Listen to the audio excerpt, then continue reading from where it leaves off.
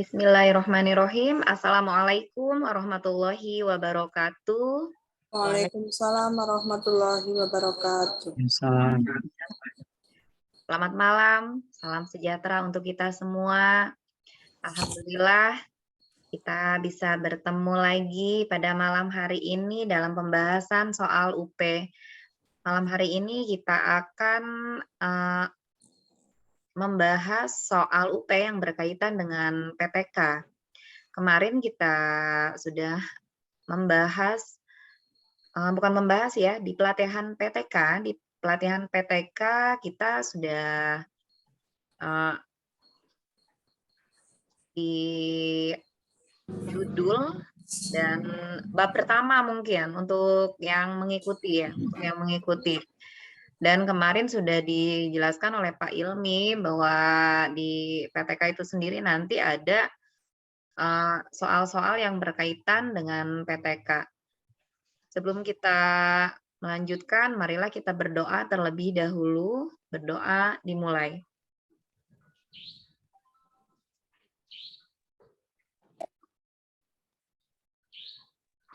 Berdoa dicukupkan. Selanjutnya silakan Pak Ilmi untuk membuka.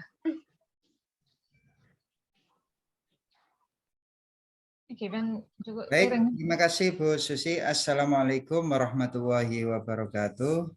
Waalaikumsalam warahmatullahi wabarakatuh. Selamat malam Bapak Ibu semuanya. Mudah-mudahan Bapak Ibu semuanya diberikan kesehatan, kelancaran dalam segala urusan.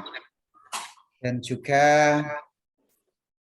ini ada yang di mute ya Bapak Ibu untuk ininya. Oke. Mudah-mudahan Bapak Ibu semuanya diberikan kesehatan, kelancaran dalam segala urusan, dan juga tentunya diberikan kelulusan ya pada tahun ini ya. Mudah-mudahan semuanya bisa lulus ya.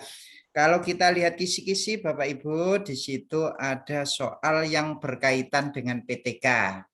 Jadi kita dihadapkan dengan sebuah permasalahan, kemudian nanti ditanya hipotesisnya, ditanya rumusan masalahnya, ditanya judulnya apa, begitu ya, kurang lebih. Baik, saya izin share screen terlebih dahulu untuk materi pada malam hari ini ya. Ini tadi malam sudah sempat saya buka sedikit gitu ya sebelum pembahasan PTK tadi malam itu ya. Malam hari ini kita akan membahas soalnya ya. Tadi malam sudah materinya, malam hari ini kita akan membahas soal yang berkaitan dengan PTK. Baik, silakan satu orang untuk membaca. Ya. Nomor 1. Nomor 1, silakan Pak Tommy untuk membuka nomor 1. Iya, terima kasih. Pak Radit mengajar di kelas 5 SD Negeri Cemara. Ketika pelajaran berlangsung, siswanya sangat aktif. Suasana kelas selalu gaduh. Suara Pak Radit tidak dapat mengalahkan kegaduhan kelas. Akhirnya Pak Radit berinisiatif untuk menerapkan suatu model pembelajaran IPA yang dapat menolong siswa untuk fokus pada suatu kegiatan yang mengasihkan. Model inquiry terbimbing dipilih untuk mengatasi kondisi tersebut, sekaligus melakukan penelitian tindakan kelas atau PTK. Hipotesis yang cocok untuk PTK Pak Radit adalah A. Siswa kelas 5 mampu melakukan kegiatan praktikum. B. Siswa kelas 5 aktif mengemukakan pendapat. C. PTK inquiry terbimbing dapat diselesaikan sebanyak 2 siklus.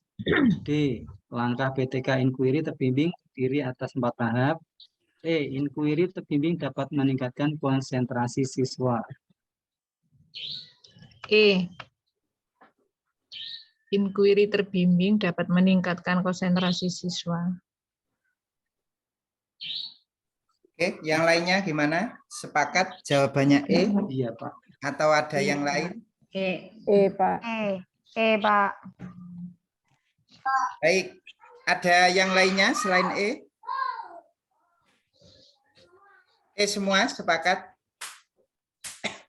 Sepakat, Pak. Ya, oke, baik. Yang jawab E tadi alasannya apa ya kira-kira kok jawabannya E? Nah, ketika Pak Radit mengajar, itu pelajarannya kan maksudnya siswanya kan aktif, Pak. Kemudian apa? Kelasnya Suaranya gaduh. ya ada kegaduhan. Dan Pak Radit kan ingin biar anak-anak itu fokus. Jadi kalau menurut saya itu inquiry terbimbing dapat ada konsentrasi siswanya kan Pak, yang di E itu maksud saya seperti itu. Alasannya. Alasannya seperti itu. Alasannya kurang mengena, Bu. Ya. Jadi sudah hampir itu tapi kurang mengena ya. Oke, yang lainnya barangkali ada alasannya. Kalau alasannya tepat berarti itu jawabannya tepat, pas itu. Tapi kalau masih mengambang alasannya berarti Bapak Ibu masih belum pas dalam jawaban tersebut. Ayo silakan, ada yang berpendapat lain? Mungkin karena hipotesis, Pak. Karena hipotesis adalah dugaan sementara. Dugaan sementara, terus gimana? Di situ kan ada keterangan untuk mendorong siswa fokus pada kegiatan yang mengasihkan. Jadi inquiry terbimbing ini kan meningkatkan konsentrasi siswa, Pak. Muring-muring temen loh.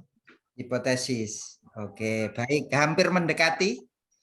Jadi intinya gini Bapak Ibu ya, namanya saja hipotesis. Hipotesis benar tadi dikatakan itu dugaan sementara. Jadi alternatif solusi sementaranya itu apa kira-kira ya? Yang mendekati lah begitu untuk identifikasi atau permasalahan yang dihadapi oleh Pak Radit itu. Jadi di sini dia menggunakan apa kira-kira? Inquiry terbimbing. Inquiry. Nah, inquiry ini nanti diharapkan Pak Radit itu bisa menyembuhkan penyakitnya tadi loh. Bisa menyembuhkan atau bisa memberikan solusi terhadap permasalahan yang dihadapi oleh Pak Radit ya. Jadi di sini yang lebih cocok adalah betul. Jadi inquiry terbimbing dapat meningkatkan konsentrasi siswa. Jadi yang A kenapa salah? Siswa kelas 5 mampu melakukan kegiatan praktikum. Di situ tidak ada hipotesisnya. Ya, apa obatnya? Apa solusinya? Untuk keaktifan siswa tadi itu solusinya. Tidak ada kan ya? Nggak ada. Gaduh akhirnya konsentrasi siswanya kan buyar kan gitu ya. Tidak ada di situ. Iya. Jadi tidak ada dugaan sementara, tidak ada hipotesisnya. Siswa kelas 5 aktif mengemukakan pendapat. Di sini tidak ini. Nggak Tidak ada. ada. Tidak ada apa? Tidak ada solusi yang ditawarkan. Yang A juga tidak ada solusi yang ditawarkan, yang B juga tidak ada, yang C ada solusi ya, inquiry terbimbing, tapi di sini untuk apa inquiry itu? Untuk mengobati apa? Itu tidak dijelaskan di situ. Jadi inquiry terbimbing dapat diselesaikan 2 siklus. Ya memang kalau PTK ya minimal 2 siklus. Ya, jadi di sini inquiry digunakan untuk apa gitu loh. Digunakan untuk mengobati apa? Ya, mengatasi apa? Kan begitu ya. Nah, jadi tidak ada di situ, maka yang C salah. Langkah PTK inquiry terbimbing terdiri atas 4 tahap. Ini sudah masuk proses ya, bukan hipotesis lagi ya. Jadi ini sudah tahap pelaksanaan. Jadi yang cocok kalau ditanya hipotesis itu harus ada obatnya, harus ditemukan alternatif solusinya, kemudian digunakan untuk apa. Ya, 2 ini harus ada. Jadi harus ada alternatif solusinya, kemudian alternatif solusi tadi digunakan untuk apa, kan begitu ya. Jadi alternatif solusinya adalah inquiry terbimbing, digunakan untuk meningkatkan konsentrasi siswa. Ini hipotesis sementara. Hipotesis sementara ini harus dibuktikan ya. Harus dibuktikan ketika pelaksanaan ya ketika pengambilan data. Sesuai apa enggak? Oh, ternyata sesuai ya, konsentrasi siswanya semakin meningkat. Berarti berhasil ya, seperti itu. Ini hipotesis. Yang kedua, silakan. Yang kedua, silakan.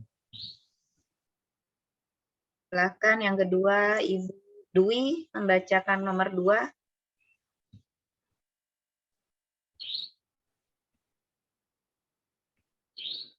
Bu Dwi. Atau Bu Suhaibah? Bu Suhaibah nggak ada. Ya, Bu. Ada. Ya, Bu Suhaibah. Perhatikan pertanyaan di bawah ini. 1. Refleksi atau analisis dan interpretasi. 2. Penetapan fokus permasalahan. 3. Perencanaan tindak lanjut. 4. Perencanaan tindakan perbaikan. 5. Pelaksanaan tindakan. 6. Pengumpulan data, pengamatan atau observasi. Langkah-langkah penelitian tindakan menurut Kurt Lewin ialah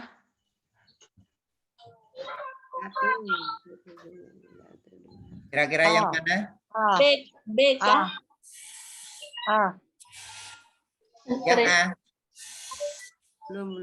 Penetapan. Perencanaan dulu, perencanaan, terus pelaksanaan, Perencanaan.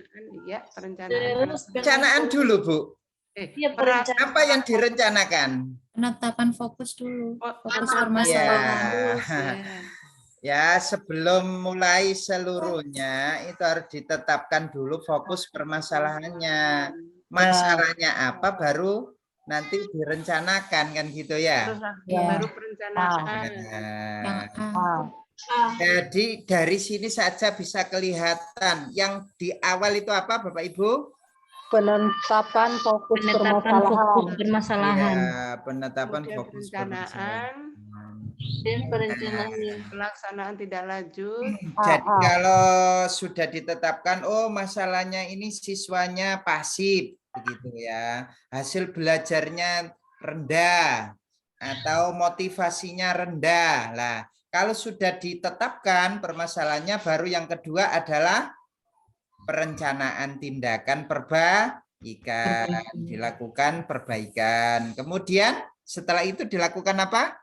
Pelaksanaan tindakan. Ya, setelah direncanakan perbaikan, maka dilaksanakan. Setelah dilaksanakan, pengumpulan data. dikumpulkan data-datanya melalui apa?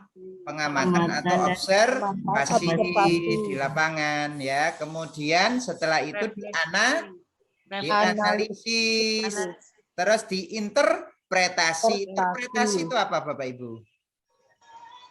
Ini juga ada di bahasa Indonesia biasanya. Ada di itu loh, teks eksplanasi itu juga masuk pembelajaran kita kan ya. Di UP kan ada teks eksplanasi.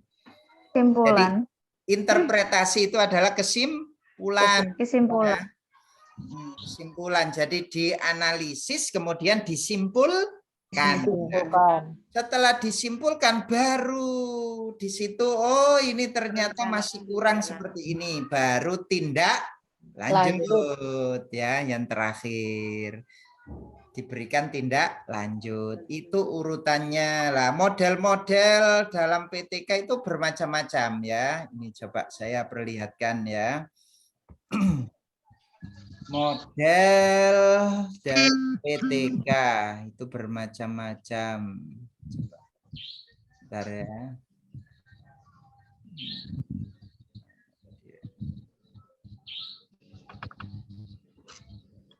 Oke, ini dulu ya. Nah, kelihatan Bapak Ibu? Kurang besar, Pak. Kurang besar ya? Oke, baik. Saya perbesar. Nah, oke. Sudah terlihat?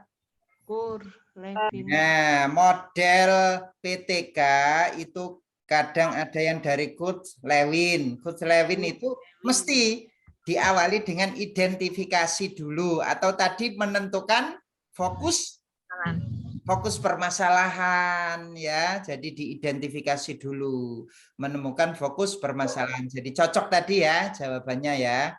Kurzlewin. Kemudian ada Stringer. Stringer itu modelnya seperti ini.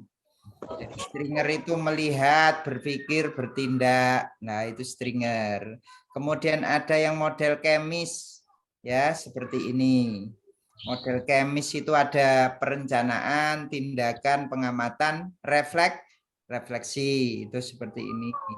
Ada juga model Batchman. Ini seperti ini modelnya ya. Tapi yang terpenting itu fokus masalahnya terlebih dahulu ya. Seperti tadi, fokus masalahnya terlebih dahulu. Jadi sudah terjawab bahwa ini jawabannya adalah A. Oke, selanjutnya. Baik. Saya Pak. Nomor 3 ya, silakan Bu. Rumusan masalah dalam PTK berikut yang paling tepat disebut sebagai rumusan masalah PTK yang benar adalah A. Apakah pengaruh permainan peran dapat meningkatkan keaktifan siswa kelas 5 SDN 2 Boyolali? B. Bagaimana cara meningkatkan kemampuan siswa dalam mengajukan pertanyaan melalui metode tanya jawab dalam pelajaran bahasa Indonesia di kelas 4? C. Bagaimana efektivitas model pembelajaran group investigation dalam menumbuhkan daya kritis siswa? D. Bagaimana cara menggunakan alat peraga yang berasal dari lingkungan sekitar sekolah? E. Apa persepsi siswa terhadap penggunaan bahasa Indonesia sebagai bahasa pengantar pelajaran bahasa Inggris? Yang B, Pak. Yang B. Yang A, Pak. A. Yang A. Yang A. Yang C, Pak. Yang C. A, Bu. A, Pak. B yang C, B. C. B. C. Yang A. Ada yang C. C. Oke, baik. Ada A, B, C. Berarti ini ada yang D nih. Saya A, Pak. Oh iya, yang A. Jadi kenapa Bu Asi kok pilih yang A? A itu Pak, saya belajar dari kata kunci itu Pak. Kalau rumusan masalah itu, apakah A dapat meningkatkan B seperti itu? Saya ingatnya seperti itu Pak. Kalau Apakah dapat meningkatkan begitu? iya, apakah A dapat meningkatkan B itu di dalam saya mempelajarinya itu seperti itu Pak. Oh, begitu. Apakah A dapat meningkatkan B? Iya. Nah, oke. Baik. Kalau Bu Dwi gimana alasannya? Mengapa pilih B?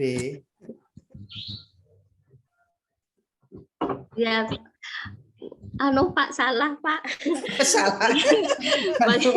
Bagaimana metode Oke, tanya jawab baik. Gini loh. dapat Bapak meningkatkan Ibu ya perlu diketahui bahwasannya rumusan masalah itu harus sama dengan judul.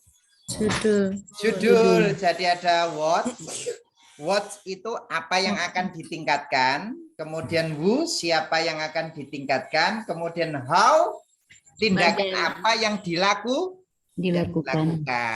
Sekarang kita lihat apakah ada what apa yang ditingkatkan, ada di A itu. Ada ya. Apa yang ditingkatkan? Keaktifan siswa. Keaktifan siswa. Siapa yang ditingkatkan ada di situ? Siswanya Kelas 5. Siswa kelas 5. Iya. Tindakan apa yang dilakukan untuk meningkatkan tadi? peran. Permainan peran. Iya. Oke, berarti yang cocok yang A. ya. Oke. Betul Bu Aci. Nah, yang cocok yang A. Jadi rumusan masalah itu tidak boleh menyimpang dari judul ya. Judul kita apa di situ lah. Biasanya kata tanyanya itu yang paling dominan itu adalah bagaimana ya. Bagaimana sebenarnya ya yang paling dominan itu karena PTK itu kan menjelaskan proses ya. Nah, kalau apakah ini nanti apakah pengaruh permainan peran dapat meningkatkan? Jawabannya kan iya atau tidak kan ya? Iya. Nah, jadi yang paling tepat itu sebenarnya bagaimana? Jadi bagaimana pengaruh permainan peran dalam meningkatkan keaktifan siswa kelas 5 begitu. Ya, jadi pakai bagaimana. Tapi di sini yang paling mendekati benar ya. itu adalah yang A. Kenapa yang A tadi? Ada what, ada apa? How. How. Terus? Who. How. Nah, jadi ketiganya itu ada what, who, terus how. How. Ya, jadi what itu apa yang ditingkatkan di situ ada, kemudian siapa yang ditingkatkan juga ada, how tindakan apa yang dilakukan itu ada di situ. Kalau yang B enggak adanya di mana kira-kira? Adanya kemohon mengajukan pertanyaan. Tidak ada, Pak. Meningkatkan kemampuan siswa dalam pertanyaan melalui Iya. model bahasa Indonesia di kelas 4. SD-nya mana ya? Enggak ada ya? Nah, itu. Jadi harus spesifik ya. Siswa kelas berapa di SD mana? Ya, itu harus spesifik. Karena setiap PTK itu berbeda-beda ya. Diterapkan bermain peran ini diterapkan di Boyolali dengan di Gresik itu beda. Ya, maka di situ harus spesifik. Maka yang B kurang tepat. Yang C di situ kenapa? Enggak ada what-nya ya. Enggak ada who-nya ya, enggak ada who-nya. Siapa yang ditingkatkan enggak ada di situ ya. Kemudian yang D juga seperti itu, yang E juga seperti itu. Maka rumusan yang tepat adalah yang A. Ya. Oke. Lanjut berikutnya. Oke, nomor 4. Silahkan nomor 4. Bu Dwi tadi sudah. Dwi. Sudah. Bu Novi. Silakan Bu Novi. Nah, nggak ada. Bu Fatimah, silakan. Terima kasih, Bu. Ya. Dari hasil PTK tentang penggunaan metode inquiry berbantuan media video untuk meningkatkan pembelajaran membacakan puisi, Bu Lasmi ingin menyusun sebuah artikel ilmiah. Komponen bagian isi yang harus ada dalam artikel ilmiah sebuah jurnal adalah A. Abstrak, pendahuluan, bahan dan metode, hasil pembahasan dan kesimpulan daftar pustaka. B. Abstrak, bahan dan metode, hasil pembahasan dan kesimpulan. C. Bahan dan metode, hasil pembahasan, kesimpulan daftar pustaka. D. Judul, abstrak, pendahuluan, bahan dan metode, hasil pembahasan dan kesimpulan. E. Pendahuluan, bahan dan metode, hasil pembahasan dan kesimpulan.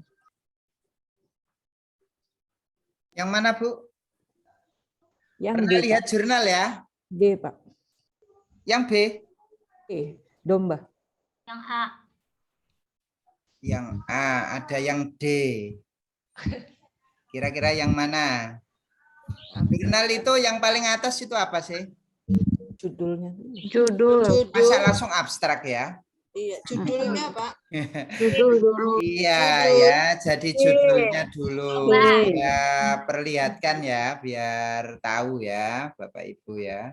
Barangkali besok setelah buat PTK terus buat jurnal ya. Jadi jurnal ini kan harus ada induknya ya. Biasanya induknya dari buku atau dari PTK kan gitu ya. Nah ini judul. Setelah judul baru Abstrak. abstrak ya. Setelah abstrak baru apa, Bapak Ibu? Pendahuluan. Pendahuluan ya. Pendahuluan. Mana ini pendahuluannya? Nah, pendahuluan ya. Setelah pendahuluan baru ke metode penelitian. Kemudian ke Kesimpulan. kesimpulan. Bukan kesimpulan Isi. dulu. Apa itu? Simpulan. Simpul. Bukan simpulan ya. Hasil dan pembahasan. Isi, Pak, isi. Ya, hasil dan pembahasan baru terakhirnya adalah Kesimpulan. Ya, jadi pertamanya tadi itu judul, abstrak, pendahuluan, metode penelitian, hasil dan hasil dan pembahasan, baru kesimpulan. Daftar Gitu. pustaka. Ya, baru terakhirnya daftar pustaka. Ya. Nah, berarti jawaban yang tepat tadi apa kira-kira? D, Pak. Nah, D ya. Masa langsung abstrak ya. Tuh ya. Jadi jawaban yang tepat adalah D. Baik, yang selanjutnya ini masih berkaitan dengan real yang ada di kelas kita ya. Ya, coba silakan.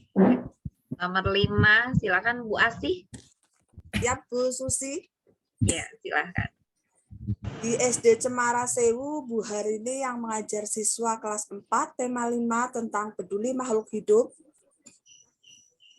Tema Menggunakan tema 3. tema 3 tentang peduli makhluk hidup, maaf.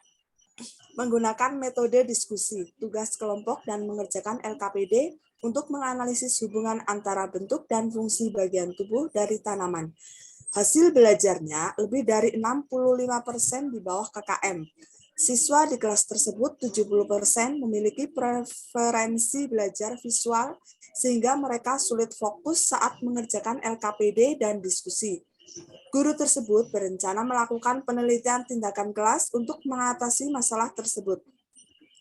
Judul yang sesuai adalah A. Pengembangan model discovery berbasis masalah untuk materi peduli makhluk hidup. B. Peningkatan prestasi belajar dengan menggunakan model discovery. C. Penerapan model inquiry untuk meningkatkan aktivitas dan hasil belajar siswa kelas 4 SD Cemara Indah. D. Pengembangan materi peduli makhluk hidup dengan menggunakan metode eksperimen. E. Pengaruh model eksperimen terhadap aktivitas dan hasil belajar siswa kelas 5 SD Cemara Indah. Judul. Judul tadi memuat apa saja tadi? Judul memuat what, apa yang perlu ditingkatkan, who, apa yang akan ditingkatkan, kemudian how, tindakan apa. Ya. Berarti jawaban yang tepat adalah yang C ya. Dari sini saja sudah kelihatan ya. Yang A ini penerapan untuk apa ya? Tidak ada ya, hanya dia pakai discovery ya, berbasis masalah ya. Tapi tidak ada yang ditingkatkan siapa, terus untuk meningkatkan apa, tidak ada di situ ya. Yang B itu meningkatkan prestasi belajar ya, menggunakan discovery terus untuk yang siswanya tidak ada ya. Yang ditingkatkan siapa di situ ya? Tidak ada ya. Oke, jadi yang lebih tepat adalah yang C. Jadi kata kunci besok kalau ketemu soal-soal semacam ini ya, dan rata-rata soal di UP maupun Retaker itu rata-rata kan soal pedagogik yang banyak itu ya, Bapak Ibu ya. Jadi real di kehidupan nyata begitu ya, real di pembelajaran kita terus dijadikan sebuah soal kan gitu ya, semacam ini. Oke, lanjut berikutnya nomor 6. Untuk nomor 6, silahkan Ibu. Siapa itu? Ibu Masito, silahkan. Ya, terima kasih Bu. Saya tutup ini karena lagi sambil makan ini Bu. Ya, makan ini habis dari warung. Ya, makasih. Ya, silakan. Tindakan kelas yang telah dilakukan oleh seorang guru perlu diseminarkan. Media yang efektif untuk menyebarluaskan hasil PTK untuk dijadikan referensi ketika masalah serupa adalah melalui A. Rapat guru, B. Perpustakaan, C. Rapat KKG, D. Media cetak, E. Tatap muka. Tatap muka Bu. Tatap muka. D Pak, rapat KKG. Pak, rapat KKG. Orang guru diseminarkan berarti rapat KKG. Ya, diseminarkan di mana gitu ya maksudnya di sini ya. Iya, Jadi iya. seminarkannya itu di rapat KKG. ya. Itu kan ada berapa lembaga gitu ya Bu ya, Bapak Ibu ya. Biasanya ya. Jadi diminta tiap daerah aturannya berbeda-beda itu kan ya. Diminta berapa lembaga kan begitu ya. Untuk seminar itu kan ya. Oke, baik. Yang selanjutnya nomor 7, silakan. Nomor 7, Ibu Lia. Ayo, Bu Lia. Ya, Bu. Di SD Pisang Kipas di Medan, Bu Deva yang mengajar siswa kelas 3, subtema 3 tentang kewajiban dan hakku dalam bertetangga akan melibatkan siswa menganalisis masalah-masalah real dalam kehidupan nyata atau otentik, bersifat tidak tentu, terbuka dan mendua agar siswa berpikir kritis untuk memecahkannya. Selama ini Bu Deva menggunakan metode tugas kelompok dan mengerjakan LKPD. Namun hasil belajar siswa 60% di bawah KKM. Guru tersebut berencana melakukan penelitian tindakan kelas untuk menganalisis masalah tersebut. Untuk merencanakan penelitian tindakan kelas, topik atau judul yang sesuai adalah A. Pengembangan model Project Basic Learning untuk materi kewajiban dan hakku dalam bertetangga. B. Penerapan model pemecahan masalah untuk meningkatkan aktivitas dan belajar siswa kelas 3 Pisang Kipas Medan. C. Peningkatan prestasi belajar dengan menggunakan model inquiry. D. Pengaruh model pemecahan masalah terhadap aktivitas dan hasil belajar siswa kelas 3 SD Pisang Kipas Medan. E. Pengembangan materi kewajiban dan hakku dalam bertetangga dengan menggunakan metode pembelajaran kooperatif berbasis proyek. B. B. Pak. Yang penerapan model. B, Pak. Penerapan model pemecahan masalah.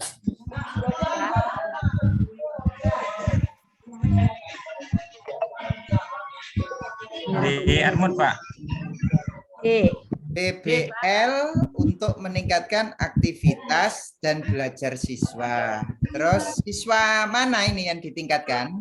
Tidak ada Siswa kelas 3. Kelas Pisang 3. Kipas. Tiga tadi sudah terpenuhi di sini ya. Iya. Jadi modelnya ada untuk meningkatkan aktivitas dan belajar siswa, kemudian kelasnya kelas 3 ya. Ini sudah real ya. Kok enggak yang D? Itu tidak ada meningkatkannya. Tidak ada meningkatkan. Tidak ada meningkatkan. Oh, tidak ada meningkatkan ya. Memang PTK itu tujuannya untuk meningkatkan, Bu ya? Iya, Pak. Iya. Oke. Jadi Kan ada penyakit memberi solusi, meningkatkan Pak. obatnya, ada solusi. Ya. Oke, sip. Baik, ini untuk PTK ya. Sekarang saya lanjut berikutnya untuk soal-soal berikutnya ya. Ini saya tinggal dulu. Kita beralih ke soal berikutnya. Oke. Kita lanjut ya. Biar dapat banyak malam hari ini. Oke, silakan. Selanjutnya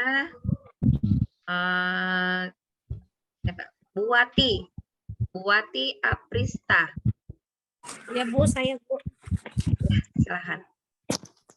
Seorang guru ingin mengetahui kemampuan siswa dalam mengatur dan mengelola perbedaan pendapat ketika dilakukan diskusi kelompok. Guru tersebut membuat lembar daftar cek atau checklist dalam bentuk skala yang harus diisikan oleh siswa untuk menilai teman kelompoknya. Jenis penilaian otentik holistik yang dapat dipilih oleh guru tersebut yaitu A. Penilaian kinerja, B. Penilaian proyek, C. Penilaian portofolio, D. Pertanyaan terbuka, C. Penilaian diri. Saya jawab penilaian kinerja apa? Penilaian kinerja. Ini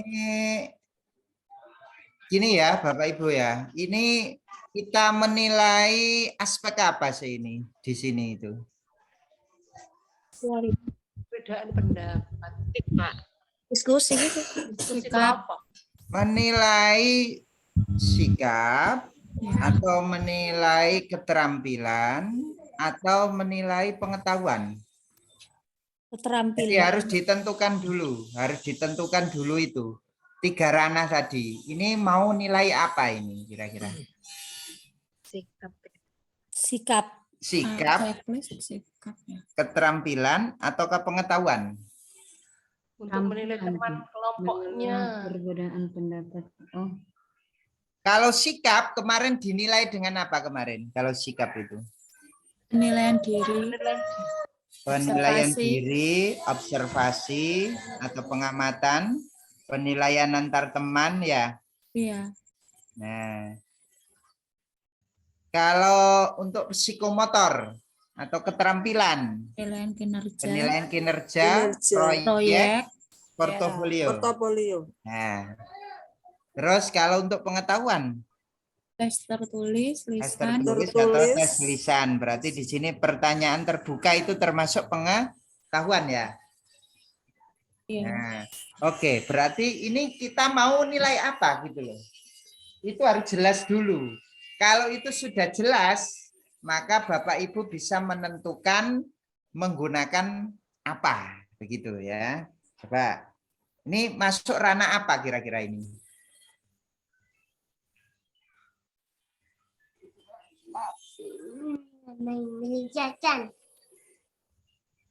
Ayo, masuk ranah apa ini kira-kira? Kalau tadi kinerja berarti inilah keterampilan yang dinilai ya. Ya. Keaktifan siswa Pak itu. Menilai kemampuan siswa. Ini kan yang dinilai ini kan ya. Keaktifan. Ya, yang dinilai kan ini ya. Betul. Iya, iya Pak. Dalam mengatur dan Nah, mengelola yang dinilai kan ini. Iya. Berarti yang dinilai itu sikapnya ataukah keterampilannya ataukah pengetahuannya. Kalau pengetahuan enggak ini ya. Jelas tidak ini. Ini jelas bukan pengetahuan yang dinilai ya. Jadi bukan pengetahuan. Berarti antara keterampilan dengan ya, ayo coba ditentukan dulu apa kira-kira itu.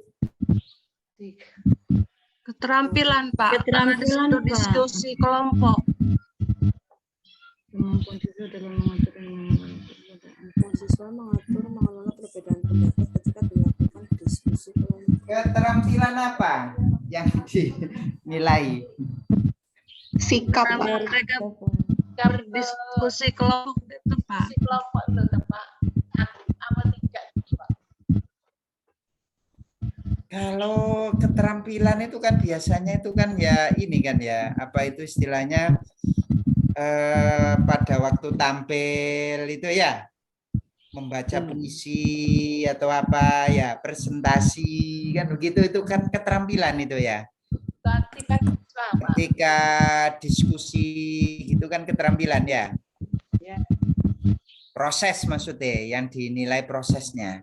Nah, kalau saya lihat ya, guru tersebut membuat lembar daftar checklist itu kan daftar checklist itu. Oh iya. Nah, daftar checklist itu kan nanti kan Sikap. ini aktif, enggak aktif, tanggung jawab, enggak tanggung jawab kan gitu. Iya. Ini kompak, enggak kompak kan gitu, tinggal nyoret-nyoret saja kan di Iya. checklist kan. Penilaian diri. Nah, Penilaian ini kalau enggak hati-hati itu masuknya ke kinerja. Saya sempat terkecoh juga, Iwan. Ini Iya, kayak kinerja dalam itu. mengatur ini sepertinya keterampilan. Tapi kalau saya baca lagi yang berikutnya, guru tersebut membuat lembar daftar checklist loh. Daftar checklist ini biasanya daftar checklist untuk sikap biasanya ini ya. Nah, maka yang lebih tepat itu adalah penilaian diri. Penilaian diri. Penilaian diri siswa tadi itu loh ya di Ambil pada waktu seberang diskusi sini, itu ya, bagaimana gitu. Pak Ilmi non sewu izin bertanya. Nggih. Perbedaan antara penilaian kinerja dan penilaian dirinya itu terletak pada apanya ya Pak? Penilaian kinerja itu untuk keterampilan, Bu. Keterampilan. Iya. Sedangkan penilaian diri itu digunakan untuk menilai sikap lah. Yang saya tanyakan tadi kan ini nilai sikapnya atau keterampilan. Kalau keterampilan kan biasanya gini ya, siswa itu membaca puisi. Itu kan keterampilan ya kan. Siswanya presentasi. Lah kan keterampilan dalam presentasi gitu yang dinilai. Terus bisa membuat apa ya? Karya dekoratif begitu. Nah, itu kan berarti yang dinilai keterampilan gitu. Bisa mencangkok. Nah, itu nanti kan masuknya penilaian proyek kan gitu ya. Bisa membuktikan sifat-sifat cahaya misalkan. Kita suruh membuktikan sifat-sifat cahaya berarti proyek kan gitu ya. Nah, kalau yang ini kan condong ke sikap yang dinilai ya. Sikapnya dalam menghargai perbedaan pendapat gitu, yang dinilai ya. Bukan keterampilan loh ya ini ya. Jadi sikap itu. Sikap dalam perbedaan pendapat. Ketika diskusi itu gimana anak ini gitu loh. Temperamental, egois atau gimana kan gitu kan ya yang dinilai kan ya biasanya ya. Kalau diskusi itu Ibu biasanya nilai apanya sih biasanya? Sikapnya kan ya? Sikap. Anak ini bisa kerjasama, ya kan? Iya. Anak ini keaktifannya. Nah, maka di sini yang dinilai adalah sikapnya. Kalau sikap itu tidak mungkin pakai kinerja. Sikap itu dinilai dengan observasi atau pengamatan, dinilai dengan penilaian diri, terus dinilai dengan penilaian antar teman dan apa Bapak Ibu biasanya jurnal itu ya, catatan sikap itu namanya apa itu biasanya itu apa ya, catatan singkat itu loh Bapak Ibu, anekdot Pak. Nah itu biasanya pakai itu kalau sikap. Kalau keterampilan Mbak dinilai dengan apa? Kinerja yang dinilai kinerjanya, proyek, hasilnya, portofolio, ya kan, produk, ya kan. Nah itu berarti keterampilan. Kalau pengetahuan dinilai dengan apa Pak? Jelas dinilai dengan tes tulis atau tes lisan. Tes tulis sendiri itu bermacam-macam. Ada pertanyaan terbuka, ada pilihan ganda, ada menjodohkan dan lain sebagainya itu ya. Uraian ya. Nah, itu berarti menilai pengetahuan. Kalau pengetahuan di sini tidak menilai pengetahuan, keterampilan juga saya lihat tidak keterampilan. Maka yang lebih condong adalah penilaian diri. Penilaian diri. Terkecoh Pak, karena saya sempat ikut juga di grup Telegram itu ada soal seperti ini, jawabannya itu penilaian kinerja. Iya. Saya sendiri juga pernah terkecoh ya. Jadi jangan dikira Bapak Ibu kalau saya itu memberi materi ke Bapak Ibu itu dulu juga pernah salah Bu. Tapi setelah saya teliti, saya pahami, oh ini ternyata yang dinilai adalah sikapnya gitu loh. Nah, hal-hal serupa ini besok bisa terjadi ya. Jadi Bapak Ibu, kata kuncinya harus ditentukan dulu ranahnya. Ini ranah apa yang mau saya nilai? Ya ini harus ditentukan dulu. Setelah itu baru masuk ke pilihannya. Itu ranah sikap, berarti ini cocoknya observasi atau pakai penilaian diri atau antar teman atau jurnal ataukah anekdot. Nah, ya itu. Kemudian kalau memang ini keterampilan pakai kinerja, proyek, portofolio, produk dan lain sebagainya itu, ya. Kemudian kalau pengetahuan pakai tes lisan atau tes tulis. Tulis ya. Jadi hal pertama yang harus ditentukan adalah ranah apa dulu yang dinilai. Itu hal pertama. Kata kuncinya di situ. Kalau ranahnya sudah ketemu, maka baru masuk ke berikutnya, ditentukan penilaiannya. Yang diperhatikan itu apa enggak daftar checklistnya itu, Pak? Kata kuncinya. Kan kalau kata kunci, kalau penilaian diri kan pakai daftar checklist, Bu. Iya. Iya, lah ya. Kan yang jadi kata kuncinya itu kan dilihat itu checklistnya. Oh iya, betul. Ini juga bisa apa istilahnya dikasih kata kunci, kuning gitu ya. Iya. Ya, boleh. Kan catatan anekdot itu kan termasuk itu checklist. Checklist juga kan ya? Ya. Oke, baik ya. Jadi seperti itu Bapak Ibu ya. Jadi tolong kalau ada soal seperti ini tentukan dulu ranahnya. Masuk ranah sikap, pengetahuan, ataukah keterampilan. Oke, baik. Selanjutnya silakan. Ini masuk ke teori ini ya, teori pembelajaran. Masuk ke Silakan. teori. Ya, silakan Ibu.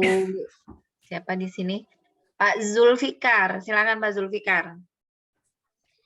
Dalam sebuah proses pembelajaran, seseorang guru menerapkan teori perkembangan kognitif Piaget. Guru meminta siswa memberikan alasan dari jawaban mereka ketika mengambil kesimpulan dengan contoh pertanyaan. Bagaimana kamu bisa membuktikan ini pada kawan-kawanmu? Tahapan perkembangan yang dimaksud dari ilustrasi tersebut adalah A. Sensori motorik, B. Operasional formal, C. Praoperasional, D. Praoperasional konkret, E. Operasional konkret. Masih bingung Pak Ilmi nih jawabannya Pak? Masih bingung? Ini Bentar. kan pertanyaannya berbentuk seperti ini. Bagaimana kamu bisa Membuktikan ini pada kawan-kawanmu? Nah, ini kan. Operasional. Apa kira-kira? Kognitif Piaget itu ada berapa fase sih, Bapak Ibu? Kemarin kan sudah saya terangkan ya. Iya Pak, lupa. Ini Belajarlah tuh Pak. lupa ya. Jadi itu Di masuk atas air Pak. teori belajar kan ya kemarin itu kan Ya. ya. Operasional konkret Pak. Operasional konkret. Ini kalau sudah masuk seperti ini Bapak Ibu, itu bagaimana kamu bisa membuktikan ini pada kawan-kawanmu? Maka di sini itu jawabannya pakai benda ataukah pakai kata-kata?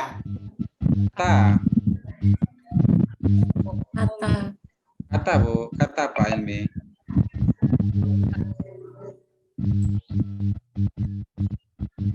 Bentar, Pak.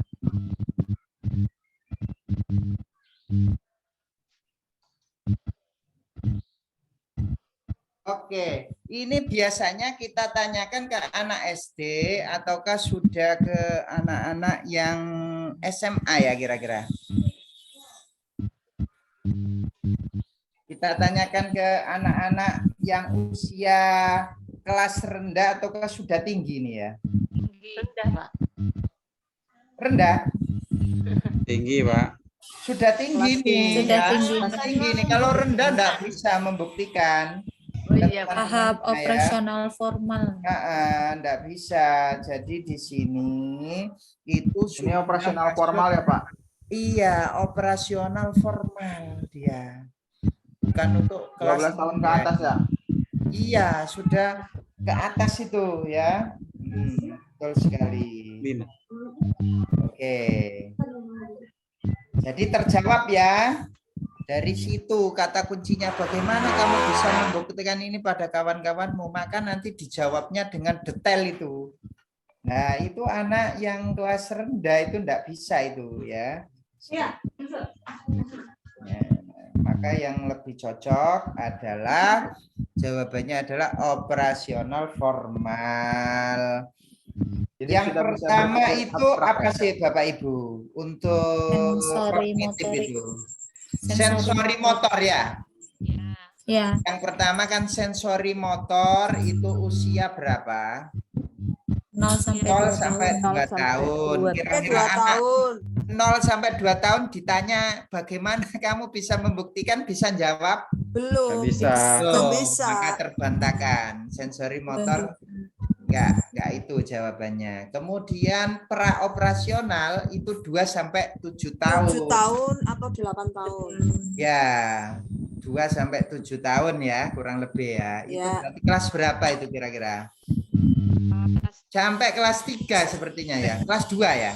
Sampai kelas 1, Pak. Sampai kelas 1, Pak. Oh, kelas 1 ya. kelas 1. Berarti belum bisa membuktikan kan kelas 1 ya? Ya, belum. Iya, Pak. Belum, Pak. Kemudian operasional konkret itu 7 sampai 11 tahun. Ya.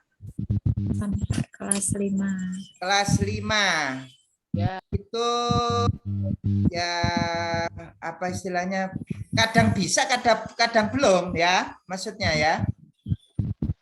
Iya. Kelas 5 kadang bisa, kadang belum ya.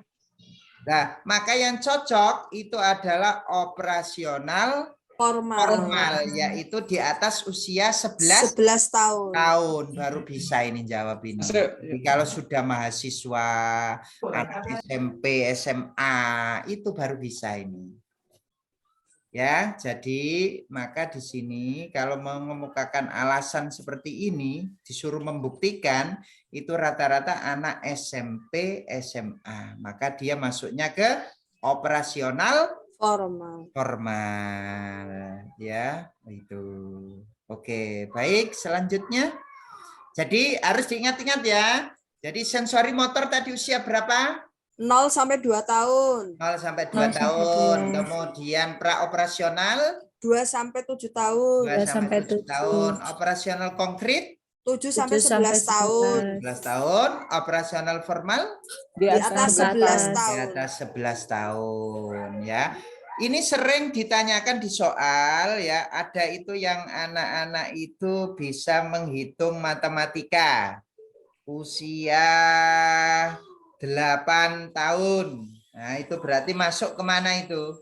Operasional konkret. Operasional konkret. Nah, itu ya, Bapak Ibu.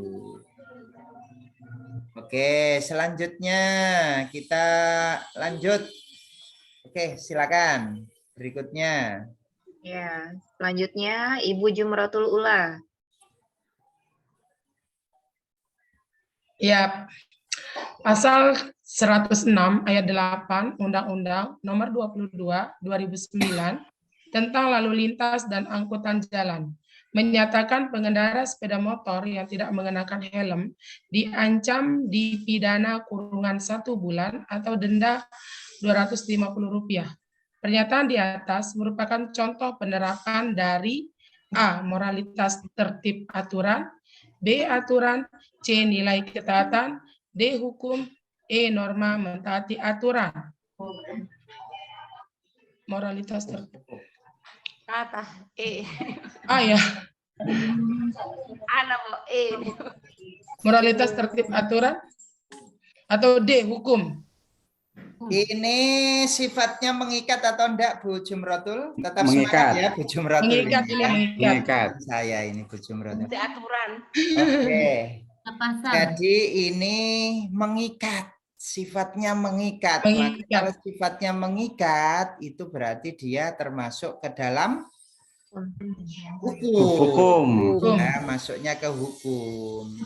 Bukan moralitas tertib aturan. Kalau hanya tertib aturan seperti di sekolah itu enggak masuk ke hukum ya.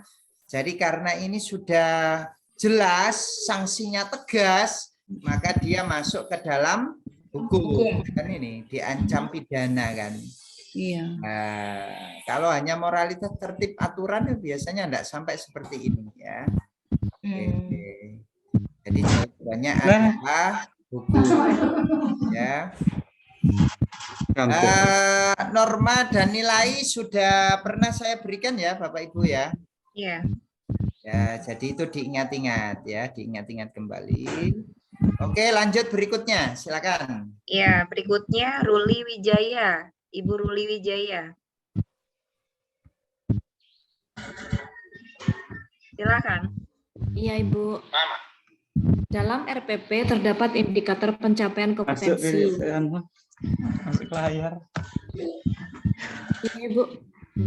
Dalam RPP terdapat indikator pencapaian kompetensi, membuat daftar pertanyaan untuk persiapan wawancara. Jenis instrumen penilaian yang relevan untuk mengukur indikator tersebut adalah apa ini, Pak? Membuat daftar pertanyaan. Nah, Oh, sebelum iya. masuk ke instrumennya tadi apa yang perlu diitutkan dulu apa tadi? Ranahnya. Ini masuk ranah apa Bapak Ibu? Sikap. Sikap, Pak. Karena Ranah wawancara, sikap. Pak. Keterampilan itu keterampilan, Pak. Membuat Buat itu itu berarti dia keterampilan. masuk ke Keterampilan. Iya. Berarti ini tidak cocok. Iya. Ini kan ranah Pengetahuan. Pengetahuan. observasi demonstrasi ranah apa? Demonstrasi Bisa keterampilan, Pak. keterampilan. Bisa keterampilan ya, demonstrasi bisa keterampilan. Observasi Bisa keterampilan. Sikap, Pak. Masuk ke sikap. observasi sikap Pak ya. Oh, sikap. Bukan keterampilan ya. Oke, terus unjuk kerja keterampilan. Petik produk Keterampilan juga. Keterampilannya ada 3. Demonstrasi, unjuk kerja, uji petik produk lah.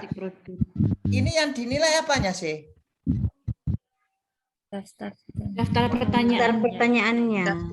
Daftar pertanyaannya kan, berarti produknya kan ya. Produknya itu loh. Ya, pertanyaannya bagus apa enggak kan gitu ya? Produknya kan ya. Jadi relevan apa enggak itu ya, Pak? gitu ya. Maka yang lebih cocok adalah uji petik produk. Ya, jadi produknya berupa apa? Berupa daftar pertanyaan. Ya. Kalau unjuk kerja itu berarti dia presentasi. Ya. Jadi presentasi itu unjuk kerja ya, dia. Karena di sini kan yang dinilai tadi ya, daftarnya itu ya, daftar wawancaranya itu. Jadi di sini petik produk. Baik, selanjutnya. Oh, ini ke IPA ini ya. Sudah pernah ini juga tentang tulang. Ayo silakan. Ibu Sulfa. Silakan Ibu Sulfa. Ada.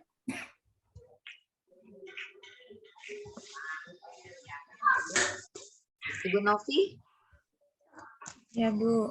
Ya, silakan. Pernyataan yang benar tentang tulang penyusun rongga dada berikut adalah A. Tulang badan atau gladiolus terletak di bagian bawah dari tulang dada. B. Tulang badan atau gladiolus terletak di bagian atas dada. E. Tulang taju pedang atau tengah dari tulang dada. D. Tulang hulu atau manubrium terletak di bagian atas dari tulang dada. E. Tulang hulu manubrium terletak di bagian bawah dari tulang dada. Ya, yang benar yang mana, Bu? Taju. Tulang taju apa ya, Pak? Tulang taju, Pak Bedang. Tulang taju di bagian tengah. D. Masa sih tulang taju kok di bagian tengah? Apa? Lupa, Pak. Tulang taju itu kan yang Kayaknya nggak ikut, ya? paling bawah itu kan. Nggak ikut pembahasan pas waktu ini. Tidak, Pak. Ya Pak, saya baru masuk Pak kemarin. Oh, baru masuk. Wah, Baru 2 ya, pertemuan baik, ini. baik. Tidak pernah ikut pembahasan. Oh, tidak pernah ikut pembahasan. Iya, Baik, saya pas tulang-tulang ya, tidak. pas tulang-tulang ini sudah pernah ini saya bahas ini ya. Ya Pak, Nah, nanti terlihat minta ya. filenya lagi ya Pak. Boleh, Pak. Filenya lagi boleh, Iya, gratis Bu filenya ya. Oke, Pak, siap. Nanti saya Ikutnya itu pas pernapasan, Pak, sama peredaran darah pas IPA. Ya, jadi sudah pernah saya bahas ya, tulang, pernafasan, terus peredaran darah ya, pernah ya, sudah pernah ya. Iya, pas tulangnya pas enggak ikut. Pas tulang enggak ikut ya.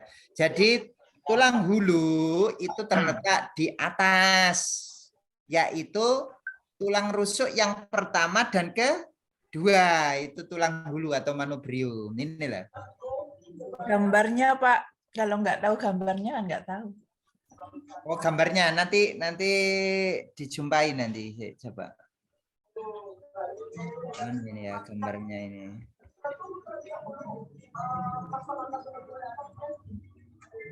Ada benda ini ya. Ada kok seperti ini.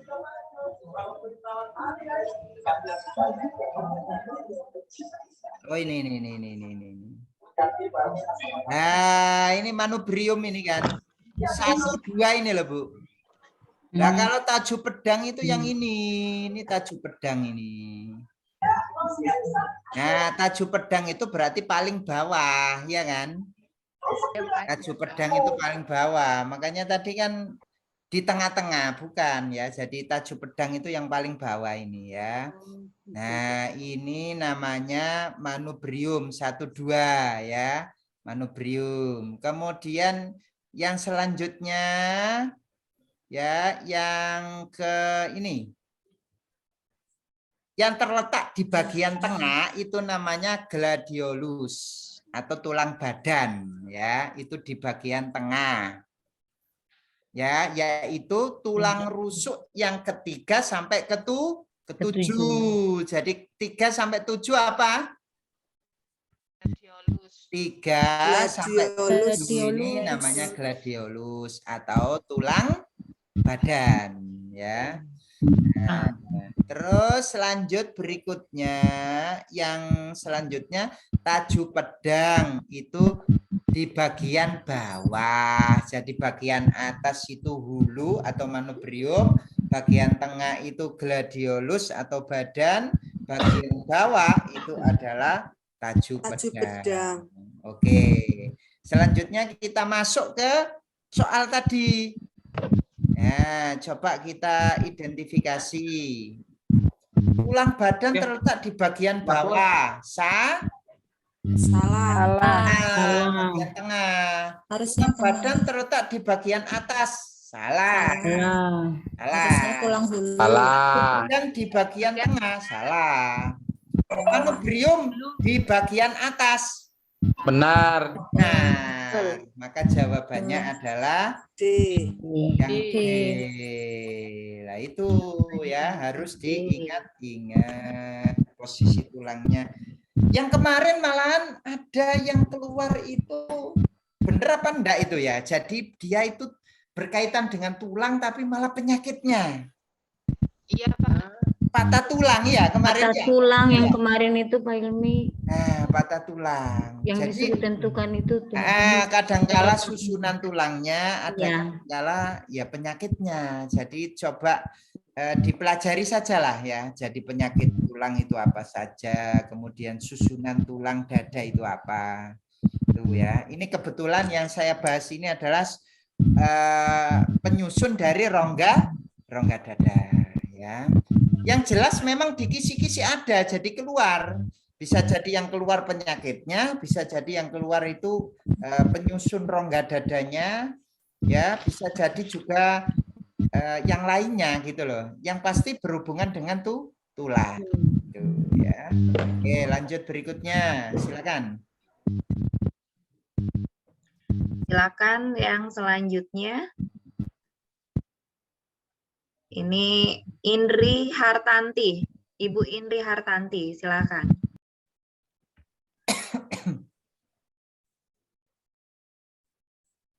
Silakan. Silakan Ibu Indi. Ibu Asriani deh. Ibu Asriani. Mana Bu Asriani? Oh. Ya, Saya cari kemarin Bu Asriani. iya, Bu. Tidak ada. Iya, silakan Bu Asriani. Organ dalam manusia seperti paru-paru, jantung, hati dilindungi oleh rongga dada. Rongga dada dibentuk oleh salah satu tulang yang ujungnya melekat pada tulang rusuk di atasnya. Tulang tersebut bernama tulang rusuk. A. Melayang. B. Taju. C. Palsu. D. Menggantung. E. Sejati. Saya pilih sejati. Apa Bapak Ibu jawabannya? Yang lainnya?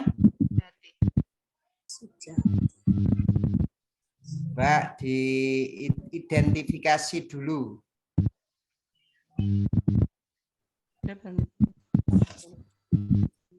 Kalau dari gambar yang saya perlihatkan tadi, kira-kira mana kira-kira? Taju. Taju. Taju, Pak, bawah. Dia nyambungnya ke tulang Organ dalam apa manusia seperti kira-kira? paru-paru, jantung, hati dilindungi oleh rongga dada. Rongga dada dibentuk oleh salah satu tulang yang ujungnya melekat pada tulang rusuk di atasnya. Tulang tersebut bernama tulang rusuk.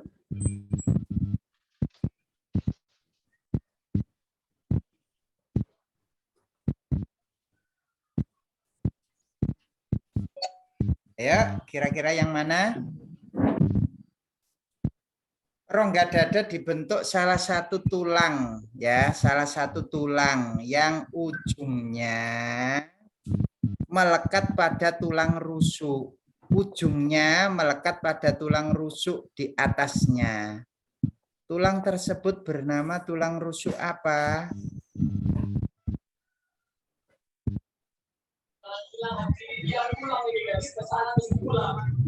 Apakah melayang? Menggantung kayak Pak. Menggantung. Palsu, Pak. Palsu? Palsu, Pak. Taju apa palsu, Pak? Apa? Nah, oke. Saya perlihatkan tadi ya, apa itu tulangnya tadi ya, biar kira-kira paham ya. Oke. Bentar, saya tunjukkan.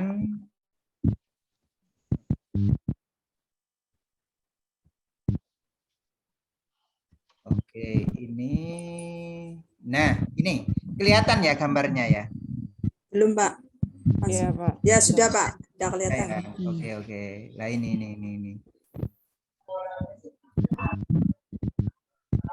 Ini kan melekat ini kan ya? Iya. Melekat di atas. Terus yang melekat lagi apa ini kira-kira ini? Tulang rusuk palsu. Tulang rusuk palsu itu ya, Pak? Iya, kalau yang melayang ini kan enggak melekat dia kan ya? Iya, enggak. Nah, ini kan dia ya. Nah, setelah 7 ini loh Bapak Ibu ya. Iya. Setelah 7 ini loh. Tulang rusuk palsu. Nah, berarti itu jawabannya ya. Iya. Oke. Ya, ke soal tadi berarti jawabannya Melayang. melayang. Palsu. Melekat toh, masih melekat dia ya. Masih melekat dan menggantung.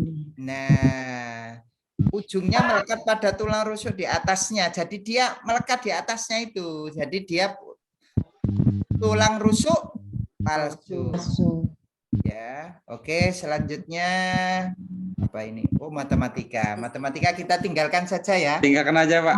Ya, ini biasanya Bu Dewi ini. Bu Dewi. Oke, lanjut berikutnya. Ya. Silakan.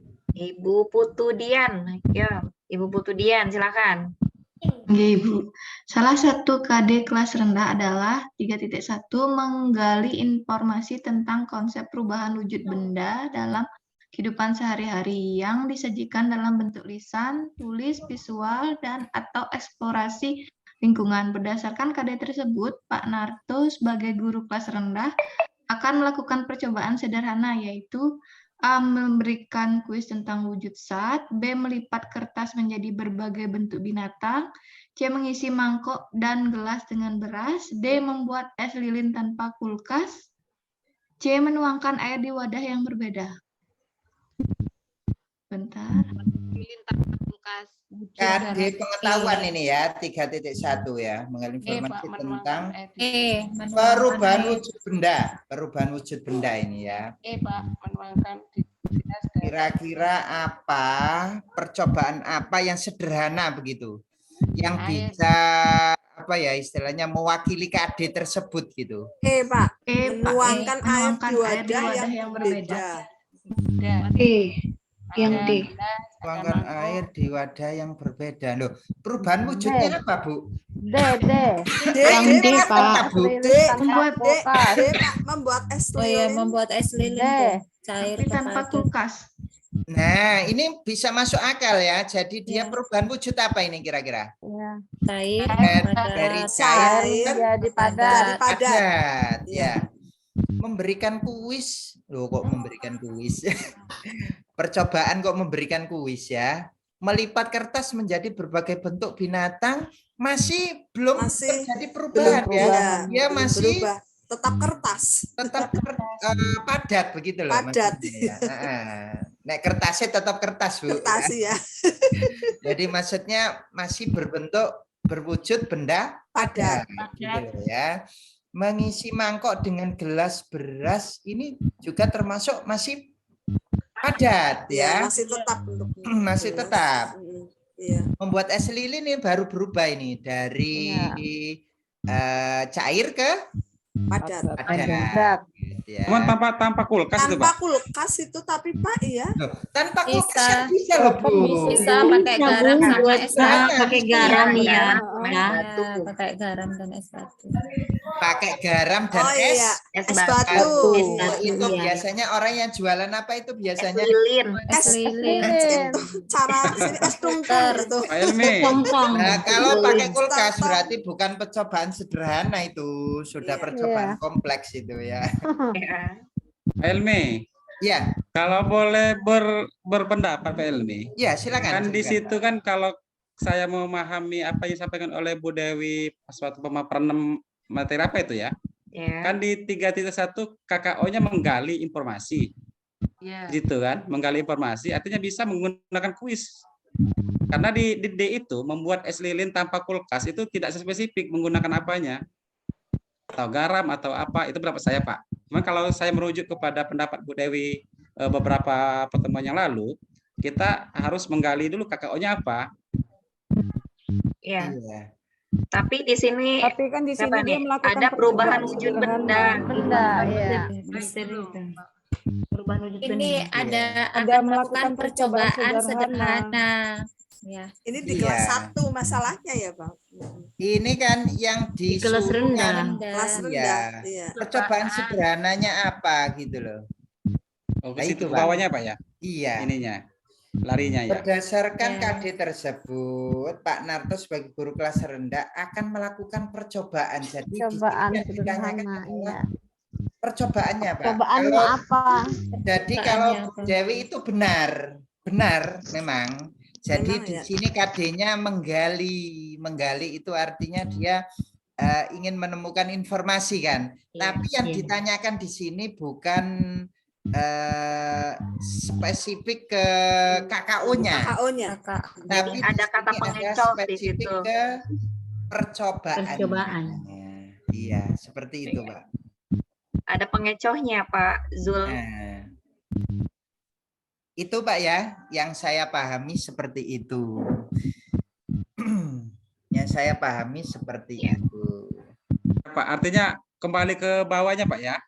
Bukan di ininya ya. Iya, jadi ini kan jelas sekali Pak Narto Iya, iya. sebagai guru kelas rendah akan melakukan percobaan. Masa percobaannya pakai kuis, Pak? Nah, saya tadi larinya ke atas Pak. Melihat Iya. kakak awalnya. Iya. Lagian kalau kelas 1 ke kuis kan anak belum bisa mencerna soal. Kalau Nah, larinya ke juga. atas ini, nanti ini nanti itu biasanya benar Bu Dewi tadi benar. Ini larinya memang ke pengetahuan lah. Itu nanti itu biasanya itu ditanyakan HOTS atau tidak. Lah itu baru. Itu nanti meets dengan soalnya. Tapi kalau yang ini yang ditanyakan adalah percobaan Sederhana. tentang perubahan wujud benda. Jadi tidak salah Pak ya. Jadi Ya. tidak salah, cuman pas posisi di sini itu adalah tentang percobaannya yang ditanyakan ya. Contoh percobaannya. Iya. Membuat es lilin tanpa kulkas itu maksudnya apa, Pak? Kalau es lilin kalau nggak dimasukkan kulkas kan nggak mungkin berubah. Nah, karena Ibu seringnya sudah zaman modern ya. Nggak pernah lihat pas waktu kecil dulu ya orang buat itu. Gimana Pakai caranya? garam sama Pakai garam es batu. Garam sama es batu. Garam sama Ya, es batu. garam es benar. batu itu terus diputer itu kan. Tabungnya Diputer. diputar-putar. Es batu ya. Ya, seperti itu ya. Oke. Baik, selanjutnya. Oh, ini PTK lagi. Oke. Ya, nggak apa-apa. oke. Nah, memang ada soal seperti ini ya. Baik, selanjutnya. Ya, silakan selanjutnya. Pak Zul tadi sudah. Sudah, Bu. Pak Agus kok tidak kedengaran Pak ya? Dede yang belum, Bu. Ya? Pak Dede yang belum. Pak Dede. Coba Pak Dede ayo membacakan. Aduh, yang panjang bagian saya ya. Iya. Biasanya bagian Pak Jul yang panjang. Nah, sekarang ditukar. Silakan. Bismillahirrahmanirrahim. Dari hasil PTK tentang penggunaan metode bermain peran dan meningkatkan kemampuan berbicara, Pak Seno ingin menyusun sebuah artikel ilmiah. Salah satu yang akan dibuat adalah abstrak. Kalimat yang sesuai untuk abstrak adalah A. Kesulitan dalam berbicara, seperti halnya kesulitan dalam menyimak, disebabkan berbagai faktor. Salah satu faktor yang menimbulkan kesulitan dalam berbicara adalah yang datang dari teman berbicara. B. Berdasarkan masalah yang dipaparkan di atas, salah satu cara untuk meningkatkan kemampuan berbicara siswa dalam belajar bahasa Indonesia yaitu dengan metode bermain peran. C. Kemampuan siswa dalam aspek berbicara masih kurang. Masih ada rasa malu, kurang percaya diri, dan kesulitan dalam merangkai kata-kata saat berbicara. D. Siswa sebaiknya memperhatikan aspek-aspek kebahasaan dan non-kebahasaan yang dapat menunjang keefektifan berbicara dalam kegiatan bermain peran. E. Penelitian ini bertujuan meningkatkan kemampuan berbicara melalui metode bermain peran siswa kelas 5 SD Salam Sehat. Jenis penelitian ini adalah penelitian tindakan kelas atau PTK. Pak. Ya, tadi ketika kita berbicara tentang artikel atau jurnal tadi terdiri dari apa saja tadi ya? Judul, ada abstrak, pendahuluan, metode penelitian, kemudian hasil dan pembahasan, terus kesimpulan. Nah, di abstrak itu apa kira-kira isinya ya? Intisari dari sebuah karya ilmiah atau betul sekali, intisari dari sebuah karya ilmiah. Di situ itu harus ada tujuannya, terus menggunakan metode apa, ya, media apa, metode apa, kemudian jenis penelitiannya apa. Nah, itu abstrak itu. Abstrak itu biasanya isinya seperti itu. Jadi dia lebih komplit. Nah, maka jawaban yang tepat adalah yang E. Yang E. Komplit ya. Kesulitan dalam berbicara seperti hal kesulitan dalam menyimak ini pendahuluan ya. Berdasarkan masa di paparan di atas, salah satu cara untuk meningkatkan bicara. Nah, itu masih ini sudah pembahasan ini ya. Berdasarkan masalah di paparan di atas. Oh, ini masih pendahuluan itu ya. Salah satu cara untuk meningkatkan kemampuan itu pendahuluan, masih pendahuluan. Kemudian yang C, kemampuan siswa dalam aspek berbicara masih kurang, masih ada rasa malu, kurang percaya diri, dan kesulitan dalam merangkai kata saat berbicara. Ini sudah pembahasan ya. Siswa sebaiknya memperhatikan ini kesimpulan. Nah, maka yang cocok adalah yang E.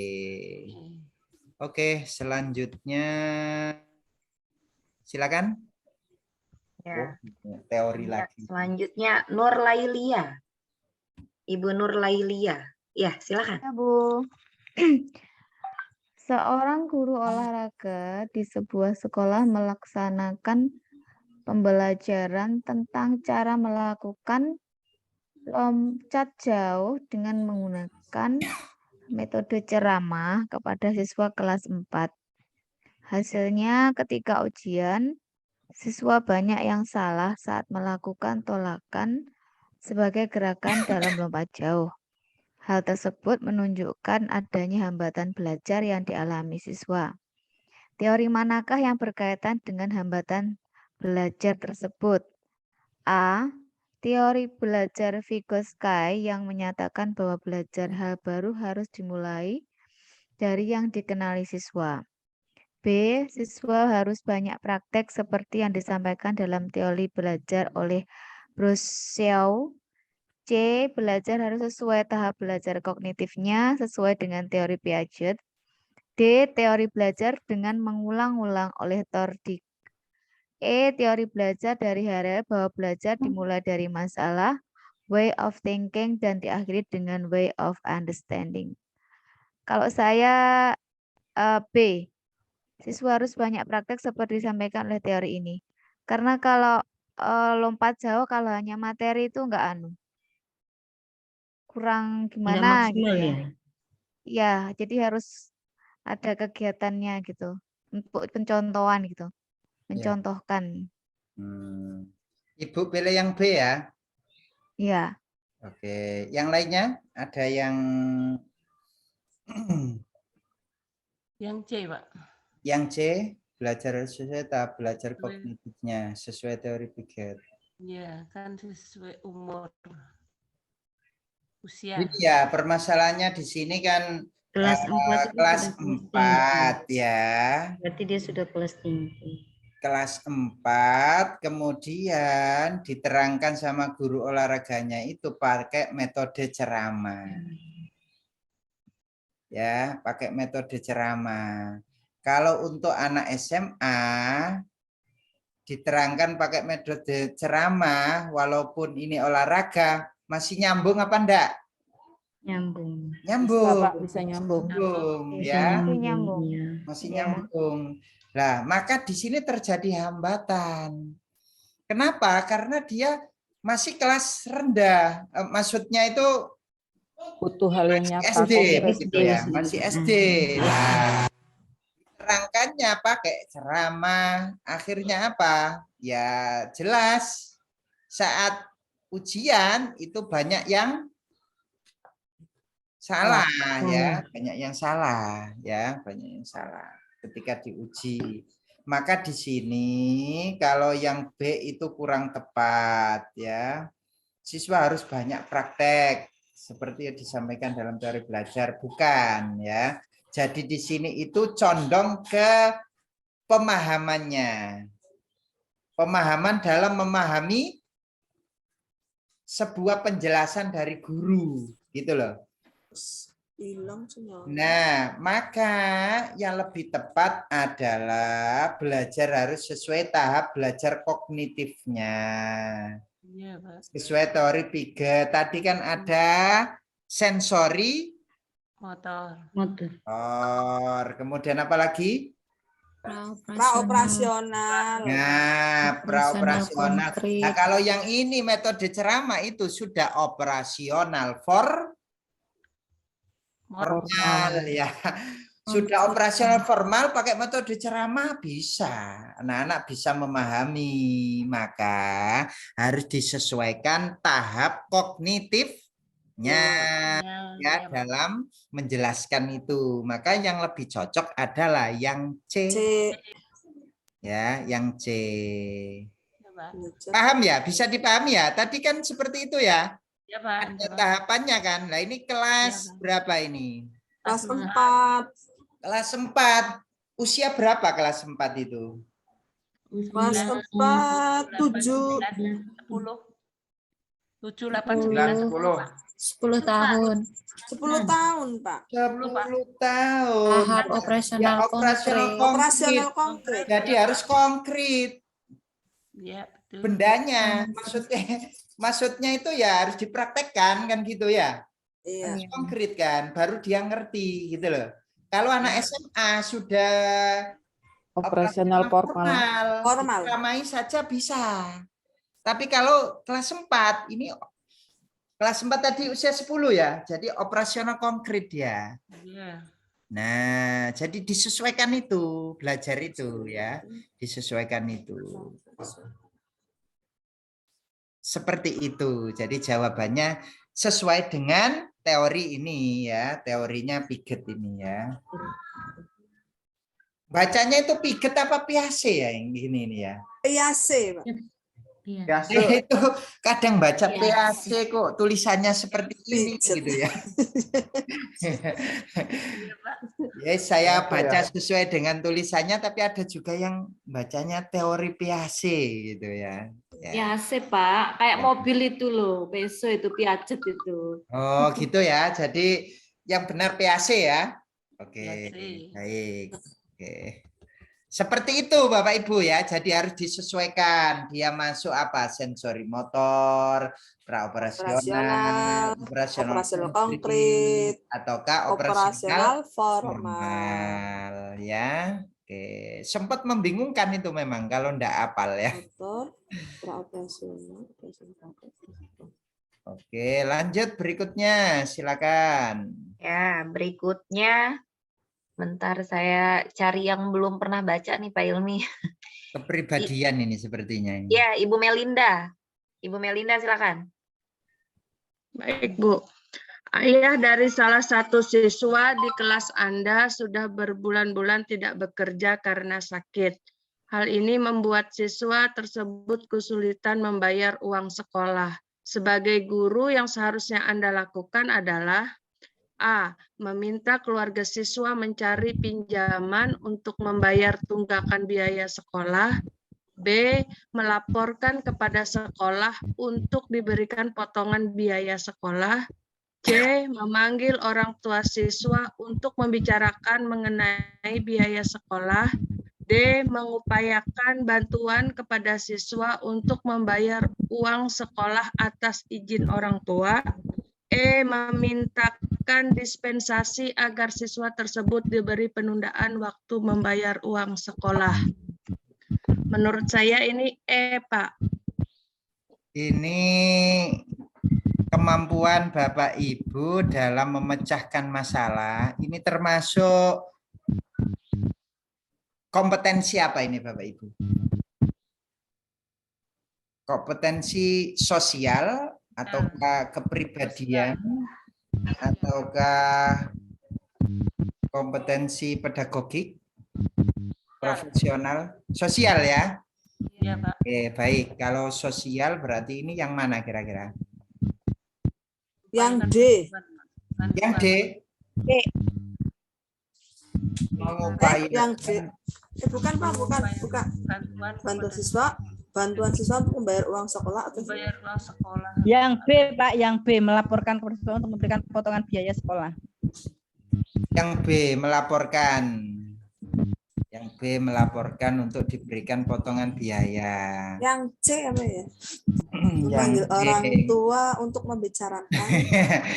Orang tuanya sakit kok dipanggil, Bu. Lupa Pak, lupa. Sakit. Iya, orang tuanya sakit masa dipanggil. Ya, jadi gimana?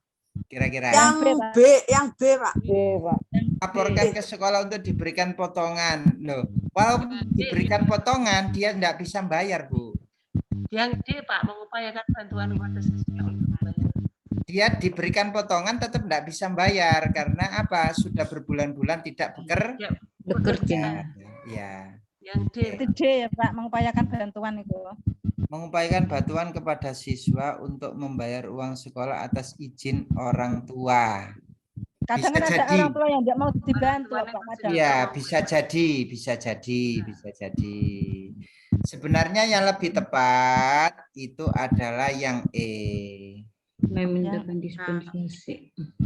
Jadi diberikan dispensasi dulu untuk Berarti tetap bayar Pak itu nanti tidak Pak. bayar dulu, ya kan? Wes Iya. sudah, Bayar nanti kalau nggak usah bapaknya bayar sehat. dulu. Dispensasi Itu. dulu. Iya, jadi Kan tetap bayar Kalau itu bapaknya Pak. sehat bayar. Nggak usah bayar dulu ya nak ya. Ya. Kayaknya Sampai nanti nanti Siap Pak, tapi ayahnya Pak.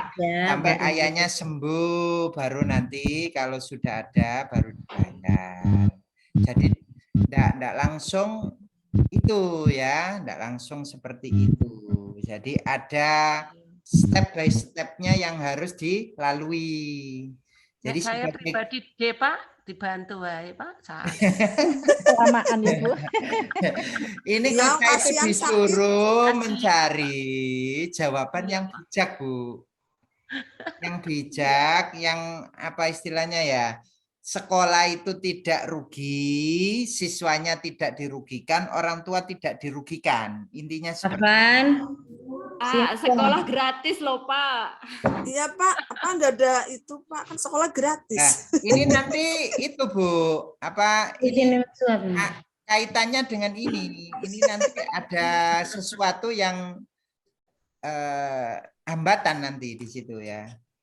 Jadi ada hambatan gitu. Jadi yang minimal dan juga tidak ada kendala dalam pelaksanaannya dan juga lebih tepat itu adalah yang E. Diberi dispensasi dulu. Baru nanti kok sakitnya sampai selesai kok sakit. Masih sakit. Sakit ya. Baru digratiskan. Baru diberi bantuan kan begitu. Oh iya Pak, saya ikut Pak kalau gitu. Ini istilahnya Pak, ini memang agak bingung ini Bu ya. Mengacohkan ini Pak. Iya, Iya Pak, bener, mengicap bener. Pak. Kita diuji apa ya? Nyali kita. Nyali. Diuji nyali. Diuji rasanya kita. Bukan, ya, jadi Perasaan kita diuji. apa istilahnya ya? Ketika Menguji perasaan pengambilan kita. pendapat istilahnya ya, pengambilan Iya, pendapat. Gitu. Oke, lanjut berikutnya. Nih. Nah, berikutnya adalah siapa ya? Ibu Nufia Indah. Nufia Indah. Ada.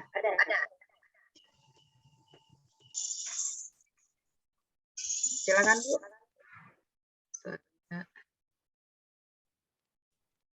Suaranya doubling ya? Ibu Nufia suaranya doubling, ditutup mikrofonnya. Ibu Ulfi Nabila.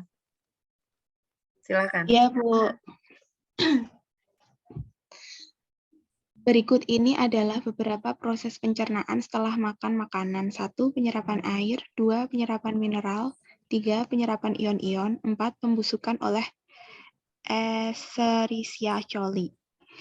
Proses pencernaan yang terjadi dalam usus besar adalah Dalam usus besar. Usus besar, ya. Berarti pesona pembusukan berarti 4. Yang pertama 4, terus yang terakhir 4. Pembusukan. Sebelumnya kan terjadi di usus halus dulu ya, Bapak Ibu. Iya, usus halus. Nah, di usus halus Penyerapan itu ion. sari-sari makanan, mineral, ion-ion itu kan itu kan ya. Nah, baru sisanya,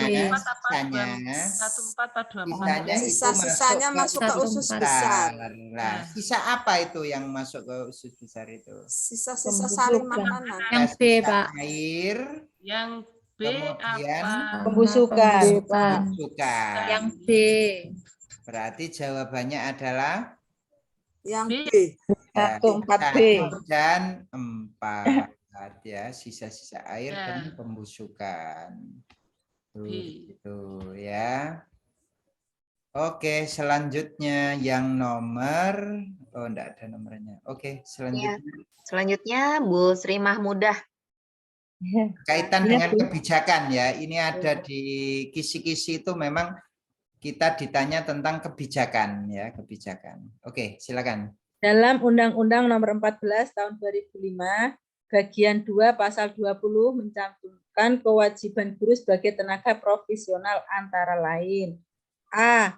Memperoleh kesempatan untuk mengembangkan dan meningkatkan kualifikasi akademik dan kompetensi. B. Memperoleh dan memanfaatkan sarana dan prasarana pembelajaran untuk menunjang kelancaran tugas keprofesionalan. C. Memiliki kebebasan dalam memberikan penilaian dan ikut menentukan kelulusan, penghargaan, dan atau sanksi kepada peserta didik sesuai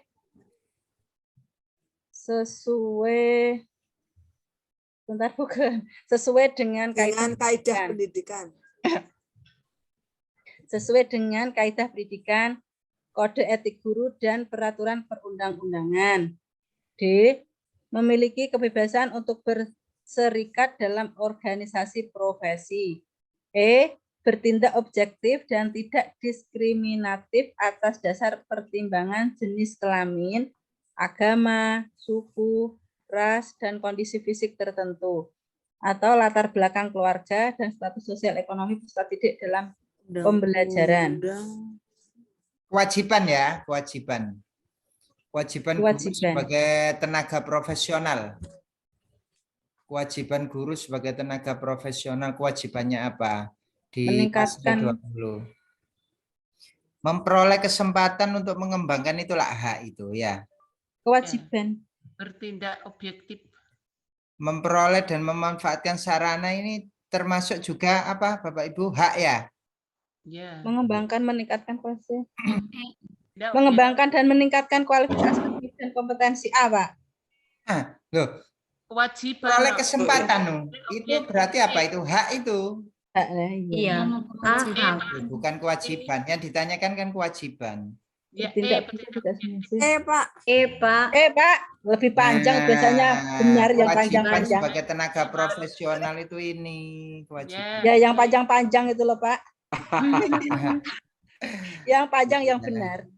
Nah, oke, baik. Ini ya. Jadi kewajiban yang dimaksud ya, memiliki kebebasan. Kebebasan itu berarti hak ya.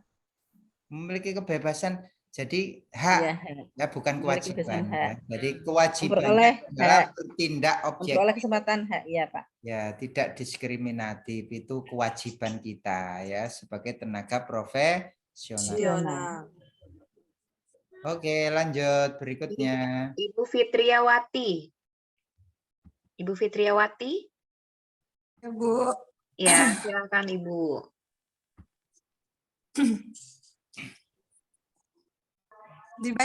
Berikut ini yang mana, Bu?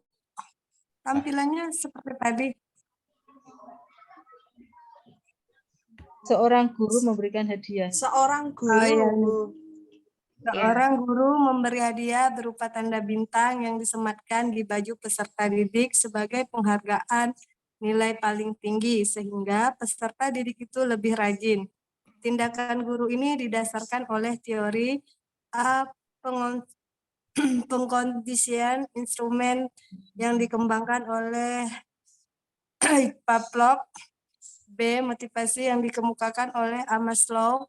C. Pemberian reward yang dikemukakan oleh Thorndike. D. Pengkondisian operan yang dikembangkan oleh Thorndike. E. Pengkondisian operan yang dikembangkan oleh B.F. Skinner. Reward C. Reward. Ya. Nggak tahu yang belakangnya, tapi itu kan pemberian reward. Pemberian reward. Yang mana, Bu? C, Pak. C.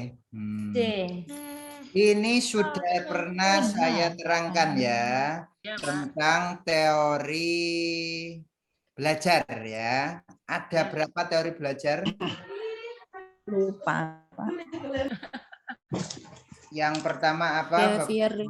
Behavioristik. Ini termasuk apa ini ya? Ini termasuk behavior ataukah konstruktivisme ataukah kognitivisme ataukah humanisme? Behavior. Behavior.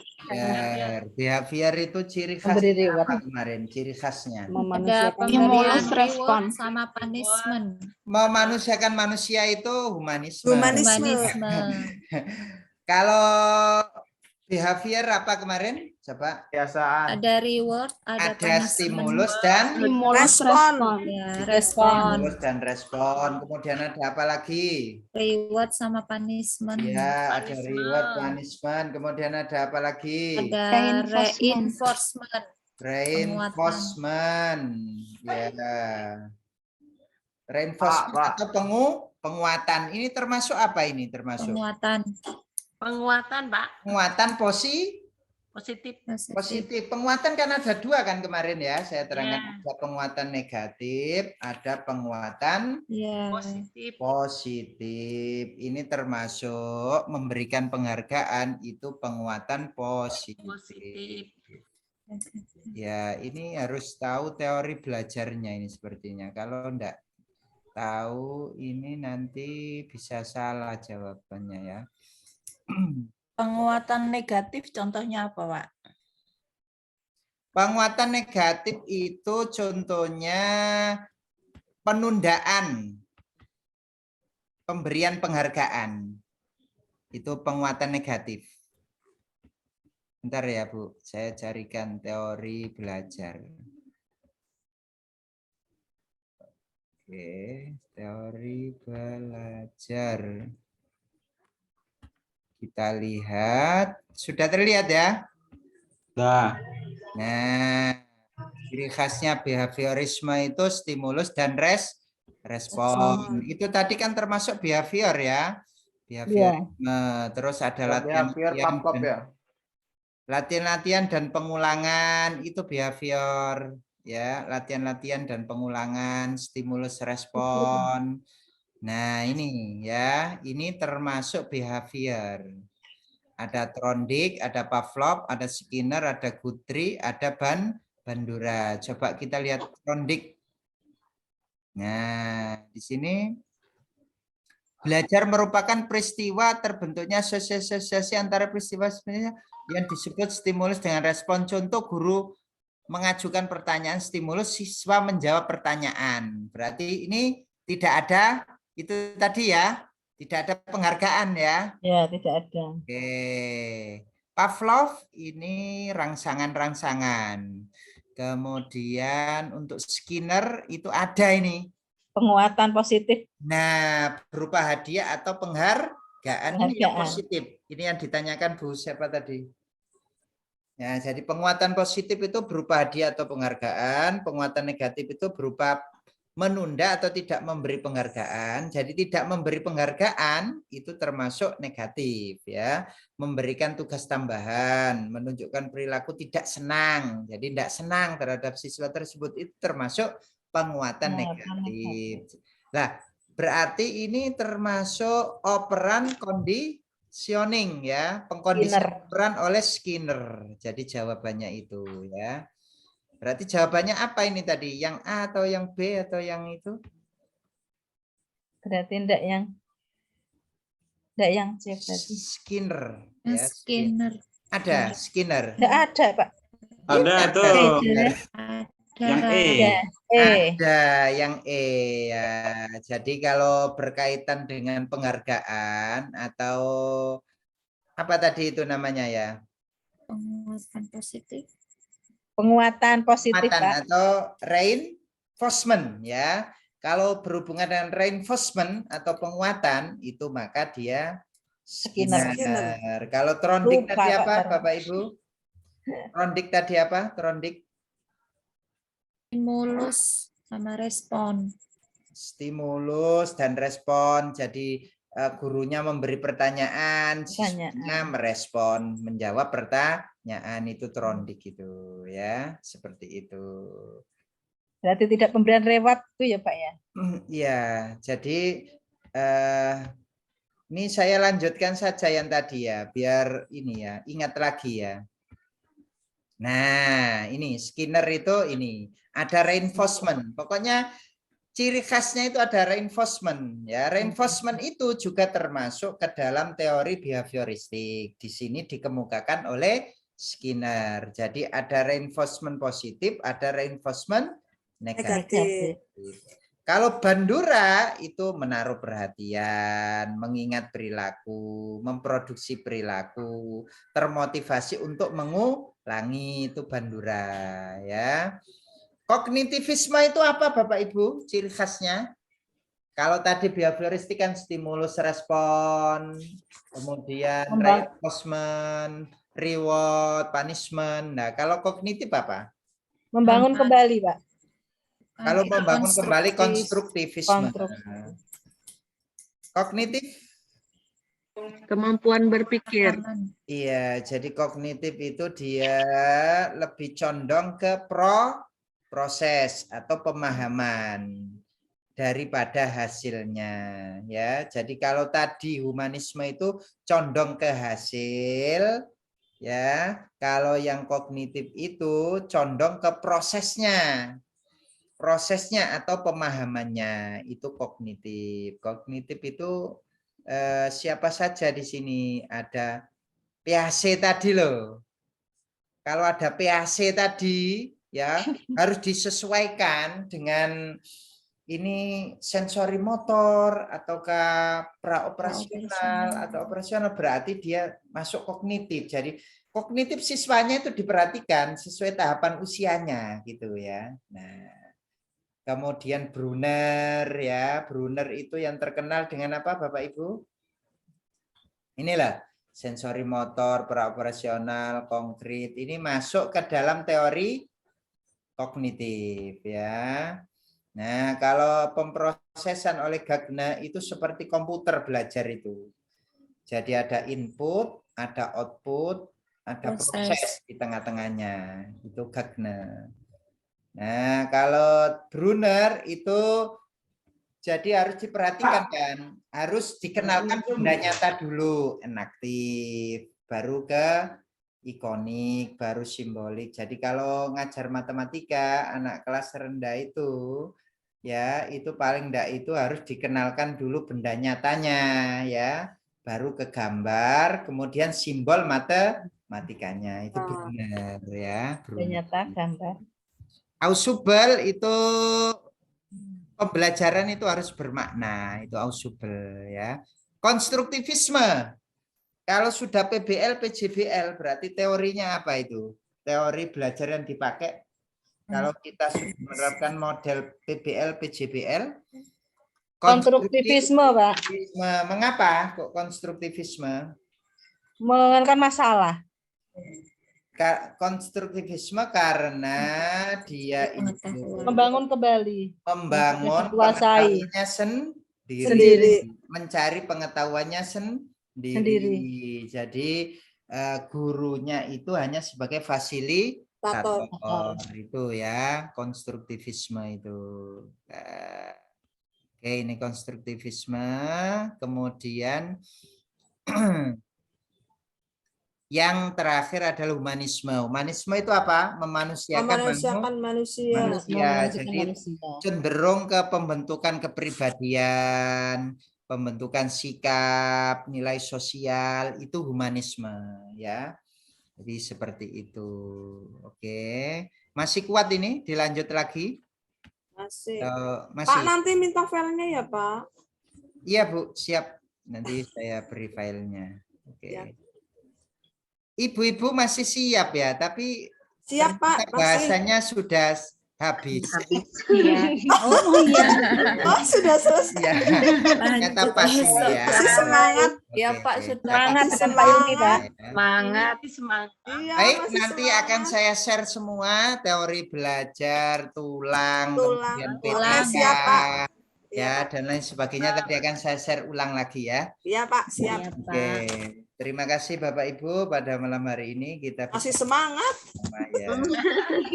Sudah selesai. Ini ciri-ciri mau sukses itu seperti ini ya. Amin, amin, amin. Ya Allah. Ya Allah. Jadi sekali lagi gini ya Bapak Ibu ya, ini teman-teman itu kadang ada yang salah persepsi ya. Saya itu tidak mengajarkan untuk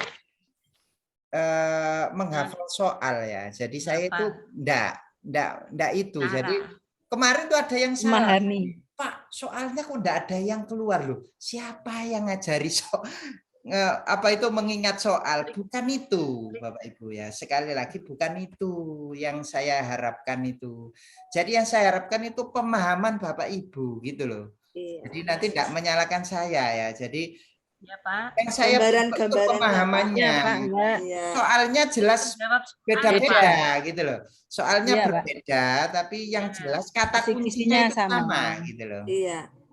Oh, kalau tulang itu seperti ini, kalau inspirasi ekspirasi itu seperti ini, teori belajar itu dari PAC itu seperti ini. Jadi itu yang saya inginkan itu ya. Jadi pemahaman Bapak Ibu, jadi teori kognitif istilahnya ya. Jadi pemahaman itu yang saya inginkan, jadi bukan hasil ya.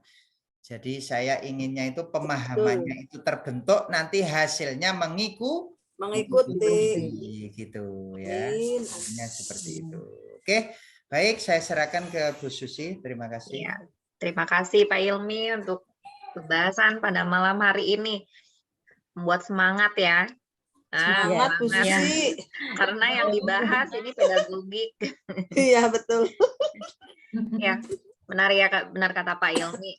Jadi pemahaman yang harus kita bangun, bukan menghafal soal. Kalau menghafal soal, ketika nanti UP bertemu soal yang berbeda, kita langsung, ini belum diajarkan. Padahal sudah, sebenarnya kita sudah belajar. Hanya saja terkadang kita itu menghafal soal, bukan memahami. Jangan menghafal ya. Di sini kita harus paham kata kunci, untuk metode-metodenya tersendiri ya. Jangan sampai kita itu menghafal soal, malah ada yang menghafal jawaban. Nah, ini yang salah. Menghafal jawaban, oh nggak ada nanti ya memang tidak akan sama.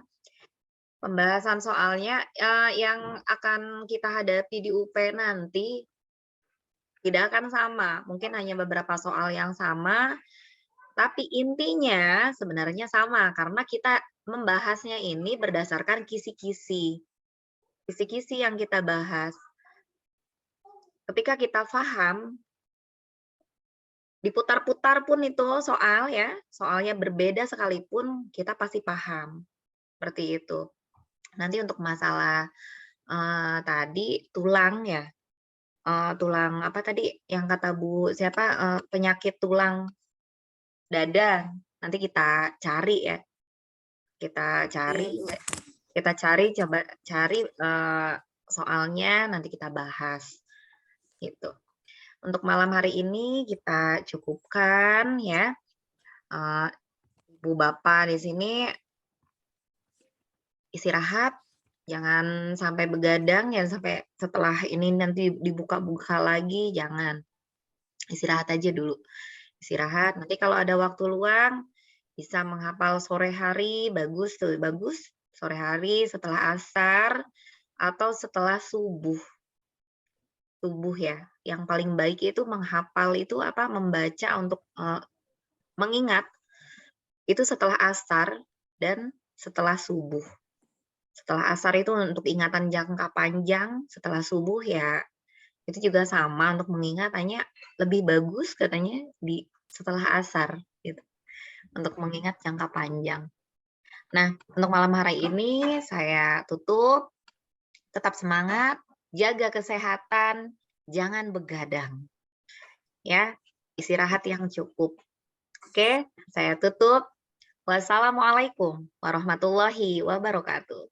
Waalaikumsalam warahmatullahi wabarakatuh.